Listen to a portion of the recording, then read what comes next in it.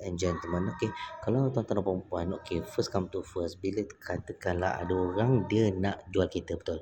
So bila nak jual kereta, you have to remember that yang dulu punya NCD tu you all boleh bawa masuk ke kereta baru. Tapi first come to first, contoh you kena cancelkan dulu, namanya cancel polisi. Contohlah sama ada you guna Takaful Malaysia ke ataupun Zurich ke, pergi kat kaunter, you first come to first, belum kaunter tu you pergi type dulu kat internet, okay, semak NCD, right. So bila semak NCD, you pergi dekat sini, you pergi kat check NCD rate you berapa. So you masukkan nombor you punya nombor IC, okay, nombor nombor apa nama ni, nombor kenderaan you, nombor IC you dengan postcode dekat dalam MyGPJ tu, you punya geran tu ada nombor postcode you yang daftarkan, so masukkan kat situ.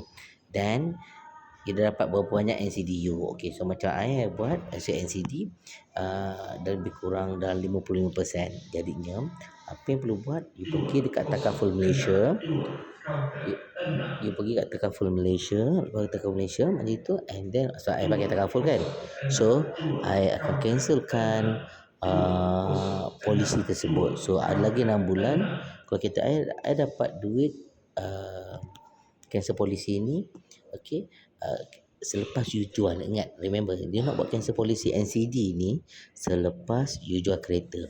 So selepas you jual kereta, you dapat apa nama ni, you ambil gambar pada penjual. Contoh you jual pada individu kan, so sijil tu pada geran tu pada individu punya. Dalam MyGPJ dia ada sijil kenderaan orang tu. So ambil gambar, lepas tu you cropkan you punya bank statement you, then you akan masukkan dalam